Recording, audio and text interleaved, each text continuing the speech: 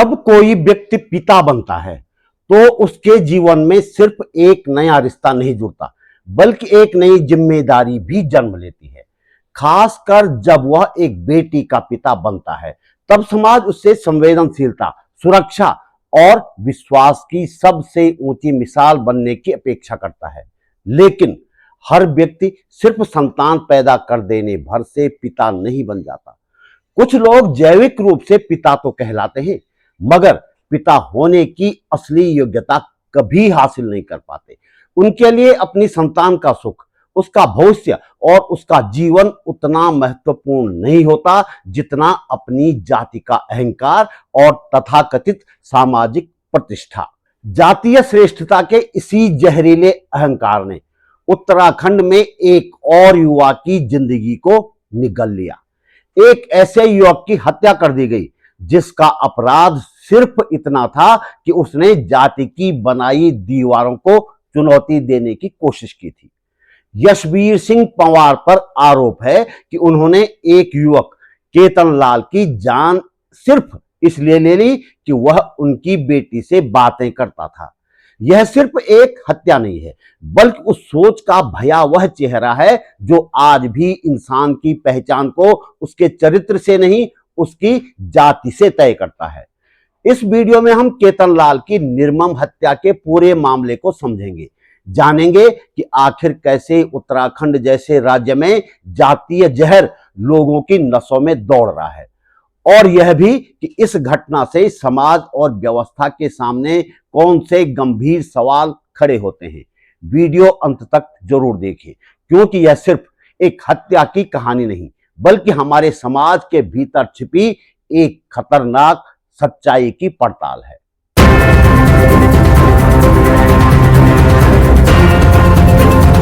नमस्कार, बात बोलेगी चैनल पर आपका स्वागत। मेरा नाम है त्रिलोचन भट्ट और मैं करता हूं जन सरोकारों की बात। 18 साल का केतन लाल अब दुनिया में नहीं है।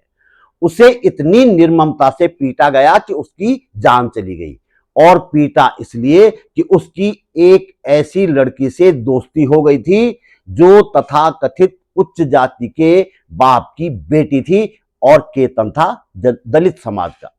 घटना टिहरी जिले के प्रतापनगर क्षेत्र के लंबगांव थाना क्षेत्र की है, जहां देवल गांव के 18 वर्षीय युवक केतन पुत्र धनपत लाल को पीट पीट कर मार डाला गया। अब तक सामने आए ब्यौरे के अनुसार केतन की पड़ोसी गांव खोलगढ़ की एक लड़की से दोस्ती हो गई थी। केतन अनुसूचित जाति का था और लड़की सामान्य वर्ग की। मीडिया में आई खबरों के अनुसार लड़की के परिजनों ने रात में केतन को अपने गांव बुलाया, लड़की से फोन करवा के, और फिर उसे इस कदर पीटा कि उसकी मौत हो गई। उसके साथ गया उसका दोस्त दिवाकर डिमरी गंभीर रूप से घायल है। मृतक और घायल युवकों के पिता क्या कहते हैं, सुनिए। लड़का मुझे बता रहा था। हाँ। सुबह जब वो रात को हमने उसको कमरे में से सुलवा दिया था। हाँ। वो अलग कमरे में था, हम अलग कमरे में था। तुम्हारे हाँ। अब ये साजिश थी कि क्या थी, जो किसी ने इसको रात को बुलाया कि क्या हुआ क्या नहीं हुआ। हाँ। ये रात को खोलकर पहुंच गया। हाँ। अब कैसा पहुंचा, क्या पहुंचा, वो इसके बारे में मुझे कोई पता नहीं है। हाँ। ठीक है। जब मैं सुबह सो रखा था। हाँ। तो उस टाइम उसका इसी लड़के के फोन से उसका फोन आया था। फोन तो घर से ना, इस लड़के का फोन से उसने फोन किया कि मैं यशवीर बोल रहा हूँ खोलगढ़ से। अच्छा। हमारा लड़का कहाँ है? हाँ। तब मैं खड़ा उठा, देखा। हाँ। मैंने कमरे में उसने कुंडी लगा रखी थी। हाँ। बस उसके बाद फिर मैंने उसको कॉल करने की, बैक करने की कोशिश की। हाँ। उसने फोन नहीं उठाया। हाँ। फिर उसने बाद में कॉल की। हाँ। कि भाई क्या करूं मैं इसका। हाँ। मैंने भाई मैं क्या कर सकता हूँ भाई, अगर मैंने कहा गलती हो गई है तो मैं लेने आ जाता हूँ। अगर हो गया, उससे इतना बड़ा गुनाह हो गया तो अगर मैं लेने पहुंच जाऊंगा बस। अब नहीं तो प्रशासन है ही है, प्रशासन के हवाला कर दे। जो कहीं चोरी अगर कहीं चोरी पे है, मैं ये भी नहीं कहता कहीं चोरी पे है या कहीं लड़की के चक्कर में या कहीं कुछ है, तो मैंने ये भी उसको नहीं बोला कि अगर वो प्रशासन के हवाले भी कर देता। लेकिन उसको मारने की अथॉरिटी दी किसने? प्रशासन तो था ना, वो प्रशासन के हवाले उसको कर देता कि भाई ये लड़का चोरी के मकसद से यहाँ आया, या वो लड़का किसी मकसद से यहाँ आया, ठीक है, या मुझे फोन कर दा, ठीक है। नहीं, ये सुनने जैसे कह रहे कि उसको बुलाया गया वहाँ रात को, तो बुलाया किसने? लड़की के बाप ने बुलाया कि लड़की ने बुलाया? पता नहीं सर, वो तो मुझे पता नहीं है सर। अब लड़की ने बुलाया कि लड़की के बाप ने बुलाया कि वो, मुझे कोई उसके बारे में पता नहीं। जब उसको मैंने पूछा, उसने मुझे कहा कि लड़की के दादा ने भी मुझे मारा, लड़की के बाप ने भी मुझे मारा, इतने मोटे डंडे से मारा। सवेरे तब तक जन था वो? एक नहीं है सर, लड़के दो लड़के थे, दो लड़के हैं। एक दूसरा भी था, उसके भी ठीक है, उसके भी यहाँ से खोपड़ी फाड़ रखी है, उसका उसने क्या किया कि मेरे लड़के को फोन किया कि मुझे वहाँ छोड़ो। अच्छा, ऐसा हुआ भाई साहब कि उन्होंने उसको रात को फोन किया, जिस लड़का जो मृतक है लड़का, उसको रात को फोन किया 12, 12:30, 1 बजे रात को फोन किया। जब उसको फोन किया, उसने बोला कि मैं आ गया, तो उसने, उसके पास गाड़ी नहीं थी, हो गया कुछ नहीं रहा होगा, है ना। फिर उसने, मेरा लड़का कल बम्बई से घर आया, ओहो, ठीक है, उसने मेरे लड़के को बोला कि भाई जी मुझे छोड़ दो। अब हमें गांव के प्रधान है अभी, ठीक है, अब प्रधान रात में किसी काम पड़ेगा तो हमें तो फिर यारी दोस्ती भी है, चल यार। अब मैं, उसने बोला कि यार भाई जी तुम मुझे वहाँ छोड़ दो। अब जैसे हो गया, उन्होंने सड़क में उनको पकड़ दिया, सीधा दोनों को सड़क में पकड़ दिया, घसीट के अपने घर ले गया, रात को मारा पीटा बुरे ढंग से। अब ये लड़का, शासन प्रशासन तो था, इतनी बड़ी गलती हो गई, उसको पकड़ के बंद करते, उस पर पुलिस को फोन करते, हवाले करते, शासन प्रशासन था, बिल्कुल फोन माँ बाप को फोन करते, उनको वहाँ बुलाते हैं। इसका मतलब ये थोड़ी कि किसी को जान से मार दो। शासन प्रशासन किस लिए बैठे लमगांव में? बंद करके रखते। मुझे शासन प्रशासन से ये निवेदन है कि इनको पूरे खानदान को, तब तक हम यहाँ से लाश नहीं उठाएंगे जब तक ये न पंचनामा होगा, कुछ नहीं होगा, जब तक वो लोग इधर नहीं आए और जब गिरफ्तार नहीं हुए जब तक। सही बात है। और इस धनपाल लाल को न्याय मिलना चाहिए, है ना। इसका तो बड़ा लड़का है, इसको न्याय मिलना चाहिए। अगर न्याय नहीं मिलेगा, हम शासन प्रशासन के, हम कहीं पे धरना प्रदर्शन करेंगे और फिर इसको न्याय दिलाएंगे। मैं आपके चैनल के माध्यम से आपको बहुत बहुत धन्यवाद देता हूँ। आपके चैनल के माध्यम से आपको सभी अवगत कराना चाहता हूँ शासन प्रशासन को, इसको न्याय मिले। यहां मैं आपसे और खासकर उत्तराखंड के लोगों से सीधे तौर पर 2 सवाल पूछना चाहता हूं।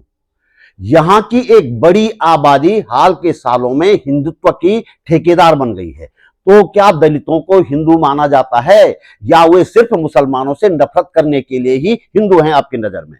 दूसरा सवाल, पहाड़ के लोग बड़े फक्र के साथ कहते हैं कि हमारे यहां जातिगत भेदभाव नहीं होता, क्या यह सच है? यदि आप भी इसे सच मानते हैं तो मैं आपको बताता हूं असलियत क्या है। अभी 4 साल हुए हैं। 1 सितंबर 2022 को अल्मोड़ा में जगदीश की हत्या भी इसी कारण से कर दी गई थी जिस कारण से केतन की हत्या की गई। जगदीश उत्तराखंड परिवर्तन पार्टी का कार्यकर्ता था। उसने एक ऐसी युवती से शादी की जिसके माता पिता नहीं थे दुनिया में। रिश्तेदारों का व्यवहार उसके साथ बहुत अच्छा नहीं था, लेकिन शादी के कुछ ही दिन बाद जगदीश की हत्या कर दी गई। कारण, युवती तथाकथित उच्च जाति की थी। 2022 में इसी अल्मोड़ा में दलित समुदाय के दूल्हे को घोड़ी से उतार दिया गया। धमकी दी गई कि ऐसा नहीं किया तो कफलटा दोहरा देंगे। तो जान लेते हैं कि क्या है कफलटा की घटना। 9 मई 1980 का दिन था वो। अल्मोड़ा के सर्ट क्षेत्र के कफलटा गांव में एक दलित दूल्हा घोड़ी पर जा रहा था। तथाकथित उच्च जाति वालों ने बारात रोक दी। झगड़ा हुआ। उच्च जाति के लोगों ने बारात पर हमला कर दिया। दलित बाराती भागे और उसी गांव के एक दलित की गौशाला में छिप गए। उच्च जाति वालों ने गौशाला बाहर से बंद करके आग लगा दी। 14 दलित जिंदा जल गए थे।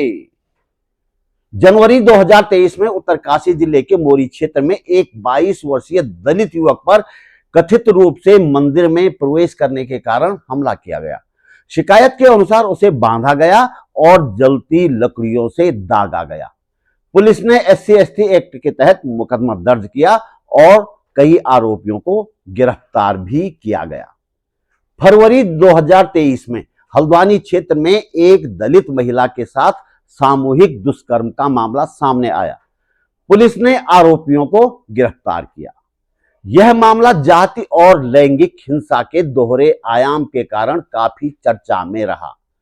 2023 में एक वीडियो के माध्यम से एक मामला चर्चा में आया, जिसमें अनुसूचित जाति के एक व्यक्ति को अपनी खरीदी हुई जमीन पर मकान बनाने के लिए विरोध झेलना पड़ा। आरोप था कि पड़ोस की एक महिला ने जाति सूचक टिप्पणियां की और उसके वहां रहने पर विरोध जताया अपनी जमीन पर रहने से। ये तो कुछ घटनाएं हैं, वरना चक्की छूने, कुर्सी पर बैठने और पानी निकालने जैसी घटनाओं को लेकर दलितों की हत्या और उनके साथ मारपीट की घटनाओं की लंबी फेहरिस्त है।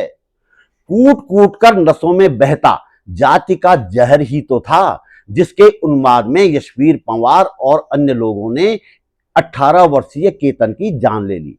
जाति का जहर दिमाग में खदबदा न रहा होता तो ऐसा करने की कोई जरूरत नहीं थी। किशोर उम्र में मित्रता या प्रेम को सीधे तथा कथित उच्च जाति की नकली श्रेष्ठता बोध पर हमला क्यों माना गया? जाति के इस नकली दंभ और श्रेष्ठता बोध पर थोड़ा भी खरोच तक आने की आशंका लोगों को वहशी और हत्यारे में तब्दील कर रही है।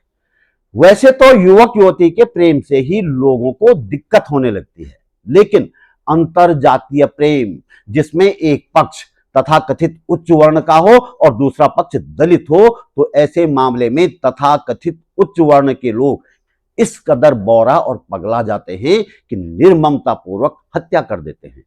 इस तरह वे न सिर्फ दूसरे परिवार का चिराग बुझाकर उस परिवार को अंधेरे में धकेल देते हैं, बल्कि अपनी खुद की बर्बादी की भी पटकथा लिख लेते हैं, जैसे पंवार ने किया। सामान्य समय में बेशक उत्तराखंड में जातिगत भेदभाव कम दिखता हो, यहां जातीय संघर्ष बिहार और यूपी जैसा बेशक न हो, लेकिन जब जाति के आधार पर फैसला लेने का निर्णायक समय आता है तो जातीय भेदभाव न मानने का दावा करने वाले अपने सबसे क्रूर रूप में उपस्थित हो जाते हैं। इस दौर में जब धर्म की राजनीति अपने उफान पर है तो जातीय भेदभाव और उसके कारण होने वाले अपराध भी बढ़ेंगे ही, क्योंकि जिस धर्म को बचाने की पुकार जोर शोर से लगाई जा रही है, जाति उसका मूल तत्व है, उसका अभिन्न अविभाज्य अंग है। इसलिए धर्म बचाने के नारे में जाति और जातीय भेदभाव बचाने की बात खुद ब खुद शामिल हो जाती है। हमने आपकी सुनने ये मामला संयुक्त परिवार से, ठीक है, संयुक्त परिवार का मामला है उनका, संयुक्त परिवार की साजिश में उसको बुलाया गया था। ठीक है, मैं फिर बयान करने बाद में वहीं आऊँगा। है यहाँ पे अपना, यहाँ पे जगह है ना, यहाँ पे माहौल है। ठीक है, ठीक है। तो दोस्तों, इस वीडियो में इतना ही। यह मंच किसी राजनीतिक दल, सरकार या किसी बड़े पूंजीपति का नहीं है। यह एक स्वतंत्र प्रयास है जिसका मकसद सिर्फ एक ही है, आप तक तथ्य, सवाल और सच पहुंचाना। आज जब झूठ के शोर में सच की आवाज लगातार कमजोर की जा रही है, तब सीमित संसाधनों और आर्थिक चुनौतियों के बावजूद हम यह जिम्मेदारी निभाने की लगातार कोशिश कर रहे हैं। लेकिन सच की यह लड़ाई अकेले नहीं लड़ी जा सकती। इसके लिए आपके साथ और सहयोग की जरूरत है। अगर आपको लगता है कि सत्ता से सवाल पूछना और संवैधानिक मूल्यों की रक्षा करना जरूरी है, तो अपनी सामर्थ्य के अनुसार आर्थिक सहयोग अवश्य करें। आप वीडियो के नीचे दिए गए ज्वाइन बटन के माध्यम से सहयोग कर सकते हैं। स्क्रीन पर दिखाई दे रहे QR कोड या डिस्क्रिप्शन में दी गई बैंक डिटेल्स का भी आप उपयोग कर सकते हैं। आपका सहयोग सिर्फ आर्थिक मदद नहीं है, यह स्वतंत्र पत्रकारिता, निष्पक्ष सवालों और सच बोलने के साहस को मजबूती देने का माध्यम है। आप वीडियो को लाइक करके, कमेंट करके और शेयर करके भी इस आवाज को ज्यादा लोगों तक पहुंचा सकते हैं। अगर आप पहली बार मेरे चैनल पर आए हैं तो चैनल को सब्सक्राइब करना और बेल आइकन दबाना बिल्कुल न भूलेगा, ताकि आने वाले महत्वपूर्ण वीडियो सबसे पहले आप तक पहुंच सके। फिलहाल मुझे दीजिए इजाजत। जल्दी मिलेंगे एक नए मुद्दे के साथ, नए सवालों के साथ, एक और वीडियो में। नमस्कार।